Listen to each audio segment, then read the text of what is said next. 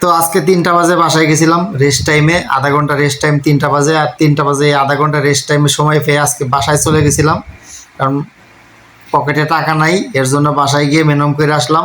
মানে রেস্ট টাইমটারে মালয়েশিয়ায় বলে মেনম টাইম বাসায় গিয়ে করে আসলাম। তো বাসার থেকে আইসেই দেখি এই যে একটা লরি লোড দিতেছে। আমরা যেখানে কাজ করি, উপরে কাজ করি আমরা, ওইখানেই নিচে একটা লরি লোড দিতেছে।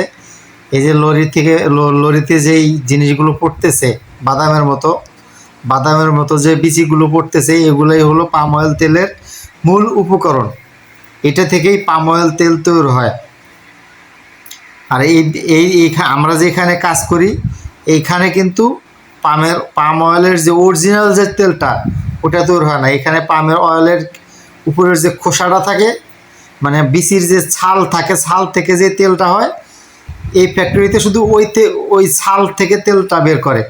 আর বিচির যে তেলটা, এটা এই বিচিগুলো আবার এখান থেকে অন্য ফ্যাক্টরিতে চলে যাবে, ওখানে গিয়ে অন্য কারখানায় গিয়ে এই বিচিগুলো প্রসেস করে ওখান থেকে বিচিগুলো ভাঙায়া তেল বার করব।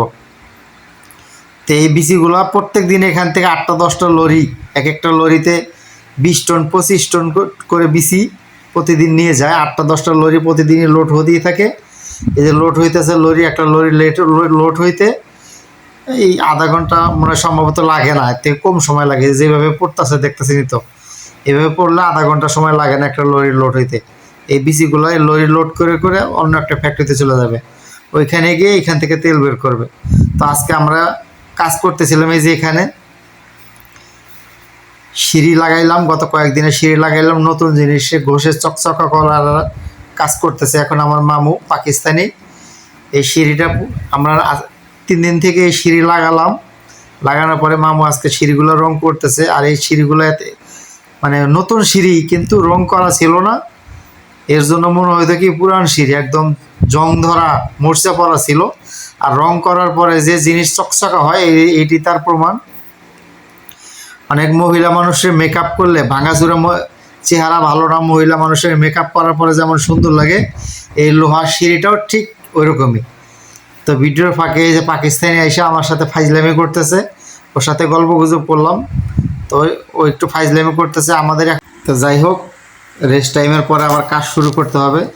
এখন জিনিসপত্রগুলো মানে রেডি করে নিতে হবে। ওয়েল্ডিং মেশিন লাগাবো, ওয়েল্ডিং মেশিন গ্রাইন্ডার লাগবে, গ্রাইন্ডার দিয়ে টিন কাটতে হবে।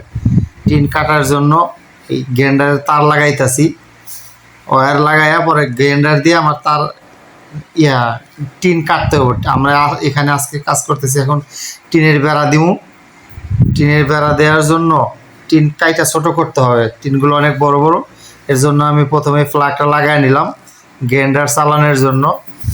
তো গ্রাইন্ডার চালানোর জন্য প্লাগটা লাগাইলাম এবং ওয়েল্ডিং মেশিনে প্লাগটা লাগাই দিয়া এবার যাইতে হবে আমাকে টিন কাটতে। তো টিন কাটার জন্য আমি টিনটা আগে মেজারমেন্ট করে নিতেছি। আমার হলো 115 ইঞ্চি করে লম্বা একটা টিন লাগবে। তো আমি টিনগুলোর মেজারমেন্ট করে মার্ক করে নিতেছি, মার্ক করে নিয়ে পরে আমি কাটবো। তো টিনগুলো আমি দুই পাশে মেজারমেন্ট টেপ ধরে ধরে মার্ক করে নিতেছি। 115 ইঞ্চি লম্বা লাগবে আমার এই টিনগুলো। কারণ এর জন্য আমি চক দিয়ে আগে দাগ দিয়ে নিতেছি, চক দিয়ে সুন্দর করে দাগ দিয়ে নিয়ে তারপরে এর উপরে আমি একটা টিনের টুকরা ফেলা, পরে এটা আস্তে করে গ্রাইন্ডার দিয়ে কাটবো।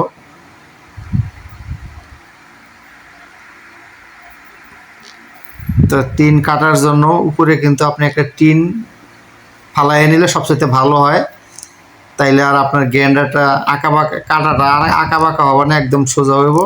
আপনি যদি টিন কাটতে চান কখনো, যে টিনটা কাটবেন ওইটার উপরে আর একটা টিন ফালাইয়ে নেন, ওই মাত্রা সোজা কইরা গ্রাইন্ডার দিয়ে কাটে দিবেন, কোনো আঁকাবাঁকা হবে না। তো টিন কাটার জন্য আমি আগে গ্রাইন্ডারের ডিশটা পাল্টাই নিলাম। গ্রাইন্ডারের মাথায় একটা মোটা ডিশ লাগানো ছিল, ওই ডিশটা খুলে আমি পাতল ডিশ লাগাই নিলাম টিন কাটার জন্য। তো টিনটা এখন কাটতেছি।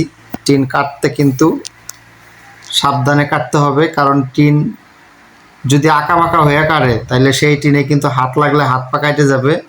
এর জন্য টিন কাটতে হলে একদম সমান করে কাটবেন, তাইলে আর ওই টিনের যে দাঁড় থাকে ওই দাঁড়টা থাকবো না, ছুরির মতো যে দাঁড়টা থাকে ওই দাঁড়টা থাকবো না। টিনটা যদি আপনি সুন্দর করে কাটতে পারেন, আর যদি কাটার সময় আঁকাবাঁকা হয়ে যায় তাহলে কিন্তু ওই টিনের কাজ করতে গেলে আপনার হাত পা কাটার সম্ভাবনা থাকে। তো ভিডিওটা ভালো লাগলে সবাই একটু শেয়ার দিবেন, লাইক দিবেন এবং কমেন্ট করবেন কে কোথা থেকে ভিডিওটা দেখতেছেন। আমি কিন্তু মালয়েশিয়ার জোহর বারুতে থাকি এবং আমি একটা পাম অয়েল কোম্পানিতে কাজ করি। আল্লাহ হাফেজ।